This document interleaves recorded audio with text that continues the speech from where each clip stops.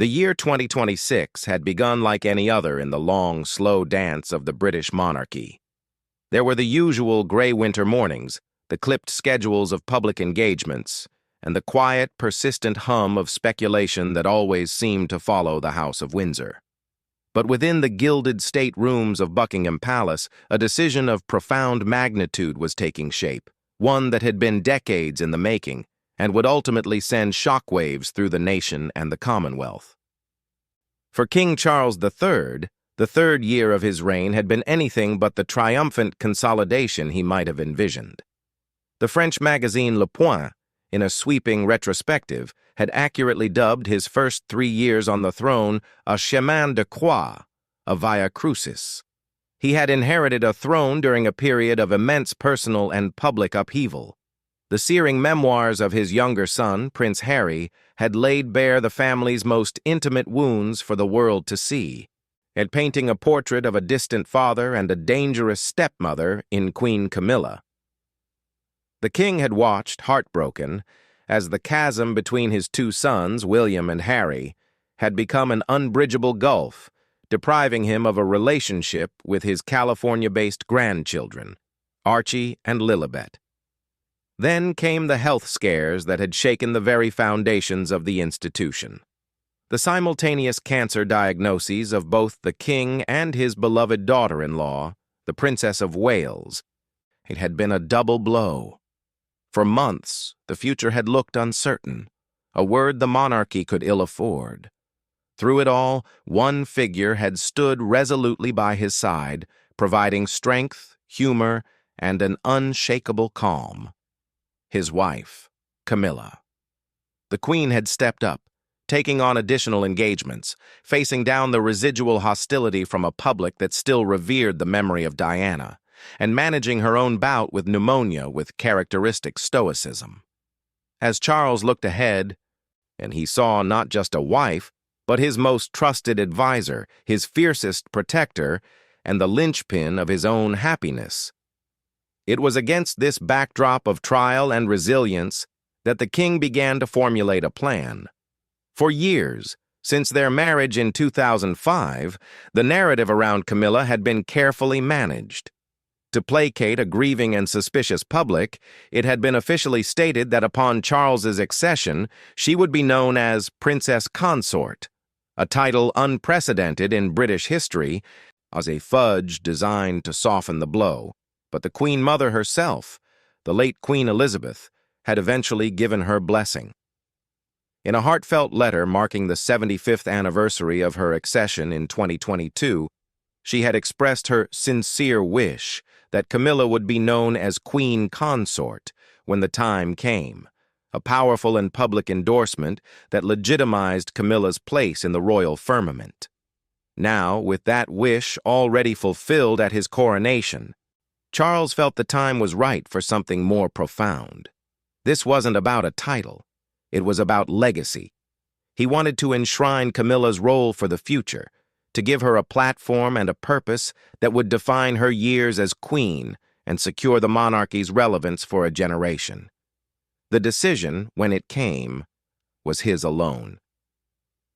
He gathered his most senior private secreters and communications aides in his study, a room lined with books and family photographs. The air was thick with the scent of old paper and polish. In a calm, measured tone that brooked no argument, he outlined his vision. It was bold, it was controversial, and he knew it would stun the nation. He was announcing not a change of title, but a fundamental shift in the duties and public perception of the Queen. He was going to redefine what it meant to be Queen Consort in the modern age, placing Camilla at the very heart of his plans for the future of the realm, and in doing so, that he was about to make the biggest mistake or the most brilliant gamble of his reign. As the king spoke, his advisors listened in stunned silence. They knew the announcement, once made, would change everything.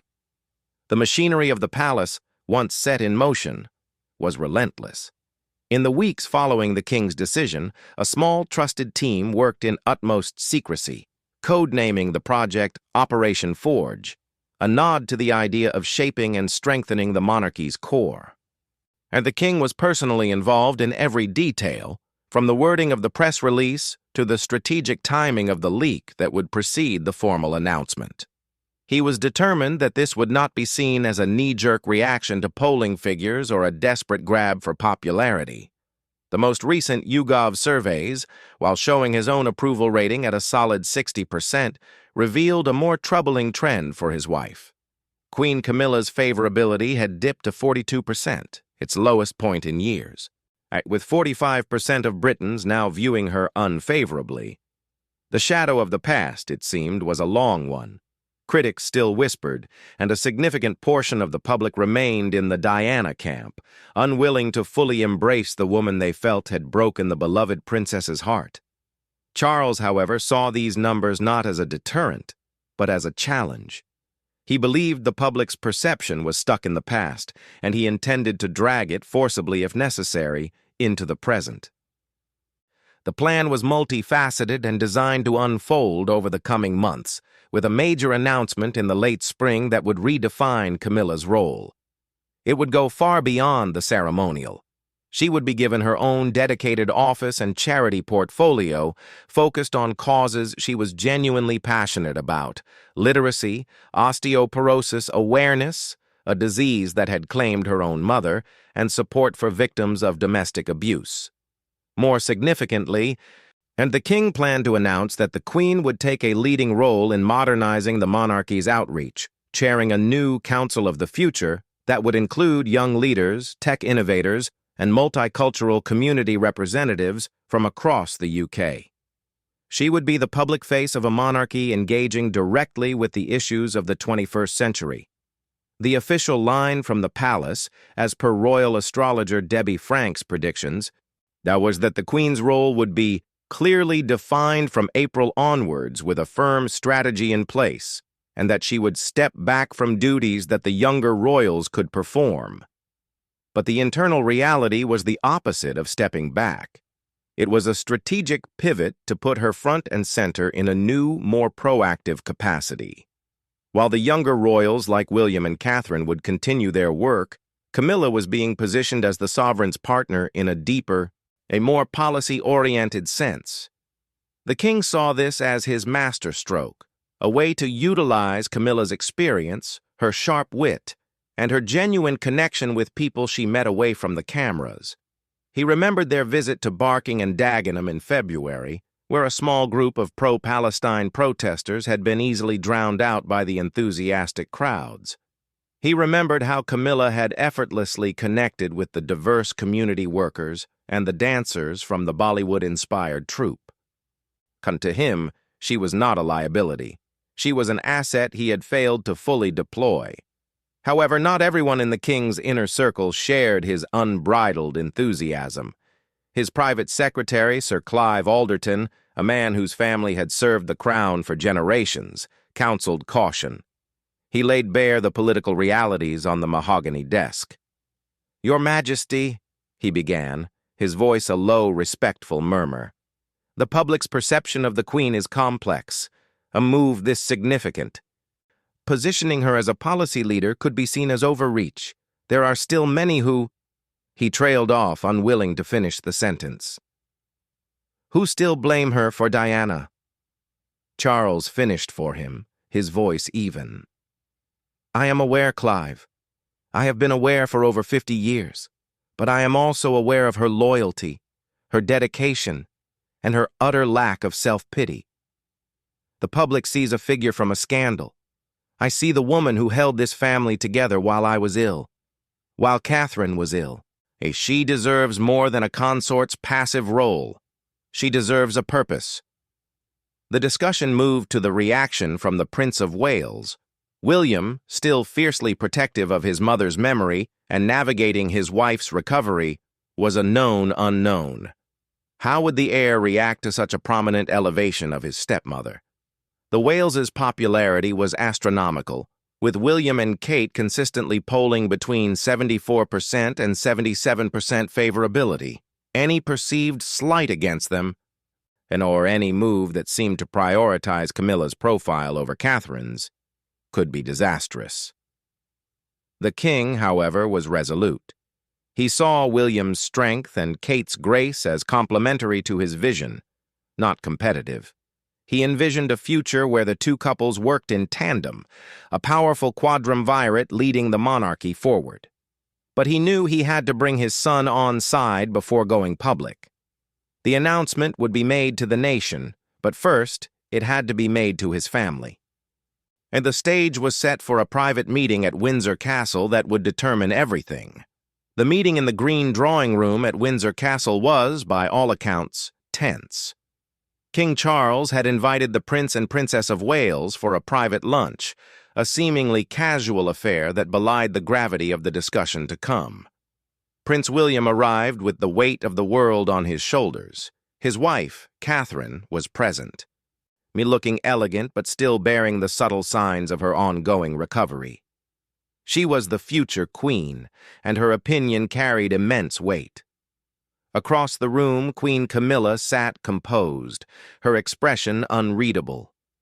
She had been the subject of public scorn before, and she knew the stakes of this conversation.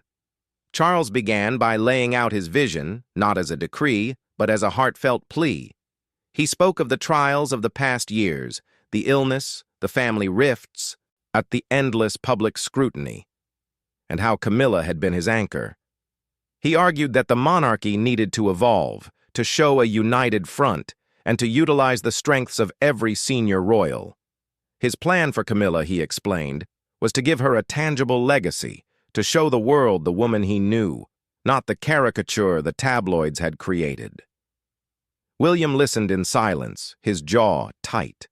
When he finally spoke, his voice was controlled but firm. He acknowledged Camilla's support for his father, a point he conceded with visible effort.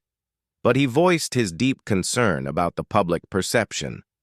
"Papa," he said, using his childhood name for his father, "the public's memory is long. For many, this will look like a final rewrite of history, an attempt to put a bow on a very complicated past." He glanced at Catherine, who gave a slight, almost imperceptible nod of support. "My mother," he continued, his voice catching slightly, "is still loved by millions, in any move that seems to elevate anyone else. At her expense, it risks a backlash we cannot control." The tension in the room was palpable. Camilla, to her credit, did not flinch. She finally spoke, her voice soft but clear. "William, I have spent 20 years trying to serve this family, not to replace anyone. I know I cannot be your mother, nor would I ever try to be. But I love your father, and I love this family. If your father believes I can serve it better, I will do so. But only if we do it together, as a family." Her words were a masterclass in diplomacy, acknowledging the pain of the past while focusing on the future. Catherine, who had developed her own quiet rapport with Camilla over the years, reached out and gently touched her husband's arm. It was a silent plea for unity. The conversation that followed was long and grueling. They discussed the potential media narrative, the reaction of the Commonwealth realms, and the delicate balance of power and popularity. By the end, a fragile consensus was reached. William did not give his wholehearted blessing, but he agreed not to publicly oppose the plan, provided the announcement was framed as a modernization of the entire royal family's duties, not a solo elevation of Camilla. Catherine, ever the pragmatist, suggested that the announcement be tied to a major upcoming state event to give it the appropriate gravitas. The date was set for the second week of April, just after the King and Queen's planned state visit to Italy and the Vatican, a trip that was itself a symbol of continuity and soft power. The visit to see Pope Francis, despite his own health struggles, would provide a perfect, dignified prelude to the news. As the Waleses departed, the king felt a surge of relief mixed with apprehension. He had his son's grudging acceptance, but he knew the real battle would be fought in the court of public opinion. Unbeknownst to them, however, a separate drama was unfolding within the palace walls. A junior